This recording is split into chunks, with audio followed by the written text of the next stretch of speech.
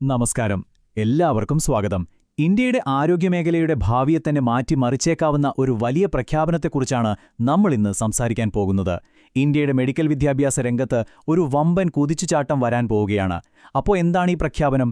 ഇതിലെ കണക്കുകൾ നമ്മളെ ഓരോരുത്തരെയും എങ്ങനെയാണ് ബാധിക്കുക? വാ, നമുക്ക് വിശദമായിട്ട് തന്നെ നോക്കാം. നമുക്ക് ഏറ്റവും പ്രധാനപ്പെട്ട ആദ്യത്തെ കണക്കിലേക്ക് തന്നെ വരാം. ഈ സ്ക്രീനിലെ സംഖ്യ കണ്ടോ? 43. അതായത് 2025-26 എന്ന ഒരൊറ്റ അധ്യയന വർഷത്തേക്ക് മാത്രം നമ്മുടെ രാജ്യത്ത് 43 പുതിയ മെഡിക്കൽ കോളേജുകൾക്കാണ് അനുമതി കൊടുത്തിരിക്കുന്നത്. ഇതൊരു ചെറിയ കാര്യമല്ല, കാരണം ഓരോ പുതിയ മെഡിക്കൽ കോളേജും ആ പ്രദേശത്തെ ആരോഗ്യ സേവനങ്ങളുടെ ഒരു പുതിയ ഹബ്ബായി മാറുകയാണ്. ഈ പുതിയ കോളേജുകൾ വരുന്നതുകൊണ്ടുണ്ടാകുന്ന ഏറ്റവും വലിയ മാറ്റമാണ് ഇത്.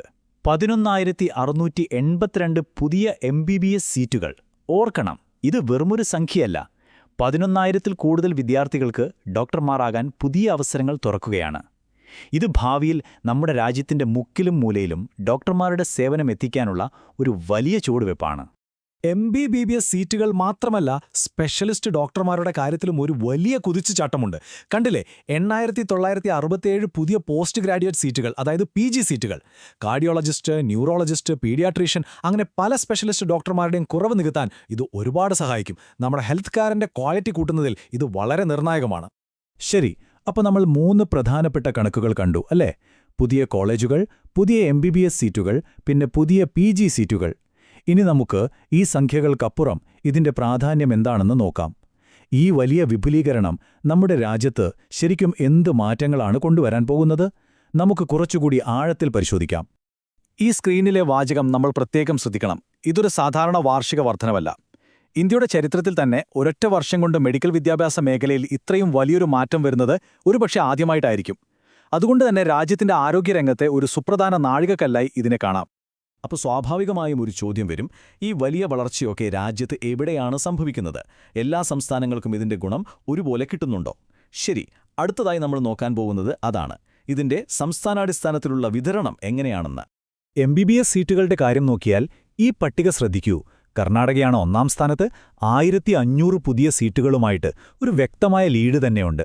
തൊട്ടു പിന്നാലെ തമിഴ്നാട്, മഹാരാഷ്ട്ര, ഉത്തർപ്രദേശ് പോലുള്ള വലിയ സംസ്ഥാനങ്ങളുമുണ്ട്. ഇതിന്റെ അർത്ഥം ഈ സംസ്ഥാനങ്ങൾ ഭാവിയിൽ കൂടുതൽ ഡോക്ടർമാരെ പരിശീലിപ്പിക്കുന്ന പ്രധാന കേന്ദ്രങ്ങളായി മാറാൻ പോകുകയാണെന്നാണ്. ഇനി സ്പെഷ്യലിസ്റ്റ് പരിശീലനത്തിന്റെ കാര്യമോ? അതായത് PG സീറ്റുകളുടെ ഈ പട്ടികയിലും കർണാടക തന്നെയാണ് മുന്നിൽ. പക്ഷേ ഇവിടെ ഒരു രസകരമായ കാര്യം, ഉത്തർപ്രദേശ് 2-ാം സ്ഥാനത്തേക്ക് വന്നിരിക്കുന്നു എന്നതാണ്. ഇത് കാണിക്കുന്നത് ചില സംസ്ഥാനങ്ങൾ ഡിഗ്രി ലെവലിൽ മാത്രമല്ല, സ്പെഷ്യലൈസ്ഡ് മെഡിക്കൽ പരിശീലനത്തിന്റെ പ്രധാന ഹബ്ബുകളായും മാറുന്നുവെന്നാണ്. ഇത്രയും വലിയൊരു പദ്ധതി, ആയിരക്കണക്കിന് കോടികൾ വരുന്ന ഈ വിപുലീകരണം, ഇതൊക്കെ സർക്കാർ എങ്ങനെയാണ് നടപ്പിലാക്കുന്നത്? ഇതിന്റെയൊക്കെ പിന്നിലെ സാമ്പത്തിക മാതൃക എന്തായിരിക്കും? വാ, നമുക്ക് സർക്കാരിന്റെ ആക്ഷൻ പ്ലാൻ എന്താണെന്നൊന്ന് നോക്കാം. ഈ മുഴുവൻ പദ്ധതിയുടെയും നട്ടെല്ല് എന്ന് പറയാവുന്ന ഒന്നാണ് കേന്ദ്രാവിഷ്കൃത പദ്ധതി അഥവാ സെൻട്രലി സ്പോൺസേഡ് സ്കീം, CSS. ഇതിന്റെ നിർവചനം വളരെ ലളിതമാണ്. രാജ്യത്തിന് മൊത്തത്തിൽ ഗുണമുള്ളൊരു കാര്യം ചെയ്യാൻ കേന്ദ്രവും സംസ്ഥാനങ്ങളും ഒരുമിച്ച് പണം മുടക്കുന്ന ഒരു പാർട്ട്ണർഷിപ്പ് പ്രൊജക്ട്. ഇവിടെ ആ ലക്ഷ്യം രാജ്യത്തെ ആരോഗ്യ വിദ്യാഭ്യാസ സൗകര്യങ്ങൾ കൂട്ടുക എന്നതാണ്. ഈ പദ്ധതിയുടെ ഫണ്ടിംഗ് രീതി എത്രത്തോളം ആസൂത്രിതമാണെന്ന് ഇത് കാണിക്കുന്നുണ്ട്. ഒന്നാമത്തെ കാര്യം, മെഡിക്കൽ കോളേജുകൾ ഇല്ലാത്ത പിന്നോക്ക ജില്ലകൾക്കാണ് മുൻഗണന. രണ്ടാമതായി, ഫണ്ടിങ്ങിലെ അനുപാതം നോക്കൂ. വടക്കുകിഴക്കൻ സംസ്ഥാനങ്ങൾക്കും പ്രത്യേക പരിഗണന വേണ്ട സംസ്ഥാനങ്ങൾക്കും 90% സഹായം കേന്ദ്രം കൊടുക്കും. അതേസമയം മറ്റു സംസ്ഥാനങ്ങൾക്ക് 60%മാണ് കേന്ദ്രവിഹിതം. ഇത് രാജ്യത്തുടനീളം ഒരു ബാലൻസ്ഡായ വികസനം ഉറപ്പാക്കാനുള്ള ഒരു നല്ല വഴിയാണ്. ഈ സ്ലൈഡിലെ കേന്ദ്ര ആരോഗ്യ സഹമന്ത്രിയുടെ വാക്കുകൾ ഈ പദ്ധതിയുടെ യഥാർത്ഥ ലക്ഷ്യമെന്താണെന്ന് അടിവരയിട്ട് പറയുന്നു. ഇത് വെറുതെ നഗരങ്ങളിൽ കൂടുതൽ കോളേജുകൾ തുടങ്ങുന്നതിനെക്കുറിച്ചല്ല, മറിച്ച് എവിടെയാണോ ഏറ്റവും കൂടുതൽ ആവശ്യം അവിടേക്ക് ആരോഗ്യ വിദ്യാഭ്യാസവും പരിചരണവും എത്തിക്കുക എന്നതാണ് ഇതിന്റെ പ്രധാന ലക്ഷ്യം. ഇത് സീറ്റുകൾ വർദ്ധിപ്പിക്കുക എന്നതിലുപരി ഒരു സാമൂഹിക ഉത്തരവാദിത്വം കൂടിയാണ്. ശരി, നമ്മളിപ്പോൾ കണക്കുകളും സംസ്ഥാനങ്ങളുടെ വിവരങ്ങളും ഫണ്ടിംഗ് രീതികളുമെല്ലാം കണ്ടു. ഇനി ഒരു നിമിഷത്തേക്ക് നമുക്ക് കുറച്ചൊന്ന് പിന്നോട്ട് മാറി ഇതിന്റെ എല്ലാം വലിയ ചിത്രമൊന്ന് നോക്കാം. ഈ മാറ്റങ്ങളെല്ലാം സാധാരണക്കാരായ നമ്മളെ സംബന്ധിച്ചിടത്തോളം എന്തുകൊണ്ടാണ് ഇത്ര പ്രധാനപ്പെട്ടതാകുന്നത്? അപ്പോൾ ഈ വിശകലനത്തിൽ നിന്ന് നമ്മൾ ഓർത്തിരിക്കേണ്ട പ്രധാന കാര്യങ്ങൾ ഇവയാണ്. ഒന്നാമതായി, ഇത് ഡോക്ടർമാരുടെ എണ്ണം കൂട്ടാനുള്ള ഒരു വലിയ പദ്ധതിയാണ്. രണ്ടാമതായി, പിന്നോക്ക പ്രദേശങ്ങൾക്ക് പ്രത്യേക ഊന്നൽ നൽകുന്നുണ്ട്. മൂന്നാമതായി, ഇതിനായി നീക്കിവെച്ചിരിക്കുന്ന തുക കണ്ടോ? 41,000 കോടിയിലധികം രൂപയാണ്. അവസാനമായി ഈ മുഴുവൻ പ്രക്രിയയും നാഷണൽ മെഡിക്കൽ കമ്മീഷൻ എന്ന റെഗുലേറ്ററി ബോഡിയുടെ കർശനമായ മേൽനോട്ടത്തിലാണ് നടക്കുന്നത്. ഇത് ക്വാളിറ്റി ഉറപ്പാക്കാൻ സഹായിക്കും. ആയിരക്കണക്കിന് പുതിയ ഡോക്ടർമാർ പഠിച്ചിറങ്ങാൻ പോകുന്നു.